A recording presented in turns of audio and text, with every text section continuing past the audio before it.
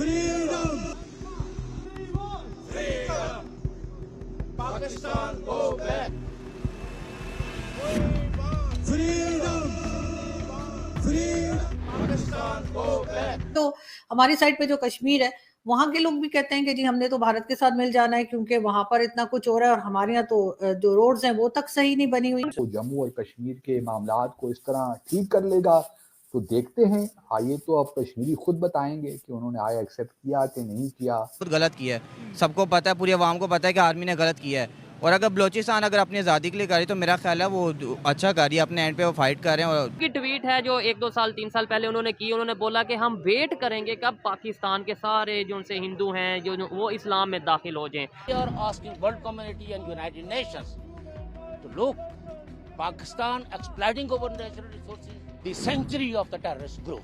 जो हमारी leadership America में है लेकिन मुलाकात कोई नहीं किसी की हुई। तो उन्हें पता था कि यहाँ पे आके हमारा कोई मैंडेट मौजूद नहीं है, हम फाइनेंशियली कमजोर हैं, पॉलिटिकल हमारे हालात खराब हैं। ये जा रहे हैं वहाँ पे आबादी दिन ब दिन बढ़ती जा रही है मुसलमानों की, यहाँ पे दिन ब दिन मिनॉरिटीज की, हिंदू कम्युनिटी की खासतौर पे बात करें, आबादी तेजी से गिरती जा रही है। कुछ पाकिस्तान को छोड़ के जा रहे हैं, कुछ वैसे कन्वर्ट कर दिए जा रहे हैं। ताल्लुकात हमारे पैच पे नहीं हो रहे, लेकिन मसला है कि हमें अपने आप को खुद को पहले ठीक करें। Basically, Pakistan is perpetrating human rights and now they are kidnapping our underage children. इस वक्त आपके पूरा सारी दुनिया, हर दुनिया के कैपिटल के अंदर आपकी ये चीजें दोनों डिस्कस हो रही हैं।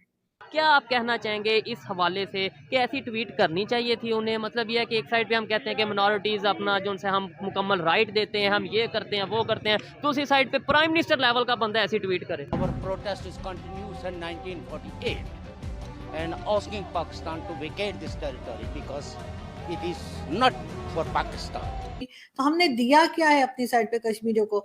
और जहां तक आप करारदाद की बात कर रहे हैं यूनाइटेड नेशन की, तो सर उसमें तो लिखा है कि पाकिस्तान अपना हिस्सा खाली करे, अपनी फौजें बाहर निकाले, उसके बाद ही वहां पर रेफरेंडम होगा या उसके बाद ही लोगों से पूछा जाएगा कि किसके साथ रहना है। आज पाकिस्तान के आर्मी चीफ ने क्रिश्चियन कम्युनिटी से भी बात की है और कहा है कि क्रिश्चियनिटी जो है वो बड़ा इम्पोर्टेंट रोल प्ले करती रही है पाकिस्तान में और हम एक्सट्रीमिस्ट एलिमेंट्स जो हैं उनके खिलाफ हैं और इनटॉलरेंस को जो है वो गुंजाइश नहीं है। साथ ही साथ में जो human rights commission of Pakistan है उसने पीएम काकड़ साहब की जो स्टेटमेंट दी है कि इमरान खान के बगैर भी इलेक्शन हो सकते हैं, उस पर भी कहा है कि ये एक एंटी डेमोक्रेटिक स्टेटमेंट है। सर आप कैसे देखते हैं, पर्टिकुलरली ज़रा इस पे कमेंट करें। ये जो हमारी लीडरशिप अमेरिका में है लेकिन मुलाकात कोई नहीं किसी की हुई। सर चीमा साहब, ये सारा होमवर्क अगर देखा जाए तो जो इस वक्त जो सिविलाइज वर्ल्ड है वो दौरे से पहले मीटिंगें अपनी सेट करके कहीं जाते हैं, आके तो मुलाकात नहीं होती। नहीं, ये कोई पाकिस्तान तो नहीं है कि मैं लंघ रहा सा चाह पीना आ गया। सो ओरिजिनली ये हमारी एक तो फॉरेन पॉलिसी नहीं है। फॉरेन पॉलिसी यही है जहां से पैसा मिलता है हम उनके साथ अटैच होते हैं, ये फॉरेन पॉलिसी है अंडर दीज सर्कमस्टेंसेस। और इस वक्त पूरी दुनिया में शोर है आपके इकोनॉमिक स्टेबिलिटी के बारे में और उसके बाद आपकी पॉलिटिकल स्टेबिलिटी के बारे में। इस वक्त आपके पूरा सारी दुनिया, हर दुनिया के कैपिटल के अंदर आपकी ये चीजें दोनों डिस्कस हो रही हैं।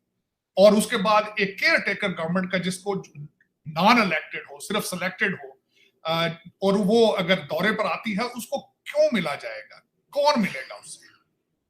ये सारी चीजें पता थी।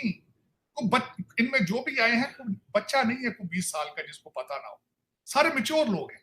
बल्कि इन्होंने आके अपनी जाग हसाई खुद कराई है उसकी। मैं समझता हूँ इन्हें पता था कि यहाँ पे आके हमारा कोई मैंडेट मौजूद नहीं है, हम फाइनेंशियली कमजोर हैं, पॉलिटिकल हमारे हालात खराब हैं, कुछ लोग जेलों में हैं, कुछ बाहर हैं, कुछ बोल सकते। तो हमारी साइड पे जो कश्मीर है वहाँ के लोग भी कहते हैं कि जी हमने तो भारत के साथ मिल जाना है क्योंकि वहां पर इतना कुछ हो रहा है और हमारे यहाँ तो जो रोड्स हैं वो तक सही नहीं बनी हुई।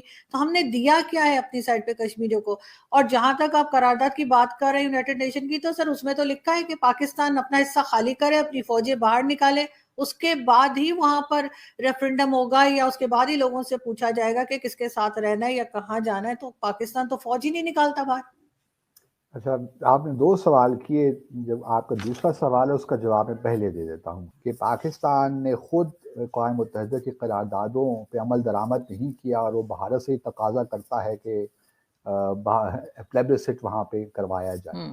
देखिए, जिस करारदाद का आप रेफरेंस दे रही हैं ना, ये 13 अगस्त 1948 की करारदाद है, United Nations commission for India and Pakistan. ये याद रहे कि यूनाइटेड नेशन सिक्योरिटी काउंसिल की करारदाद नहीं है, जो United Nations commission for India and Pakistan UNCIP की करारदाद है 13 अगस्त 1948। ये जा रहे हैं वहाँ पे आबादी दिन ब दिन बढ़ती जा रही है मुसलमानों की, यहाँ पे दिन ब दिन मिनॉरिटीज़ की, हिंदू कम्युनिटी की खासतौर पे बात करें, आबादी तेज़ी से गिरती जा रही है। कुछ पाकिस्तान को छोड़ के जा रहे हैं, कुछ वैसे कन्वर्ट कर दिए जा रहे हैं, और खासतौर पे सिंध के एरिया में क्या लगता है इंटरनेशनल लेवल पे हमारा इमेज क्या जा रहा है? और दूसरी साइड पे दूसरे इस्लामिक कंट्रीज़ हैं, हम UAE की बात करें, दुबई की बात करें, वहाँ पर तो प्रॉपर मंदिर बन रहे हैं, वहाँ पर ये चीज़ें हो रही हैं, वो रिलेशन बेहतर कर रहे हैं। सऊदीया अपने रिलेशन बेहतर कर रहा है। हम आज भी इस सोच में अड़े हुए हैं कि जी ये सारे जो उनसे हिंदू हैं ये ऐसे हो जाएँ, कन्वर्ट हो जाएँ।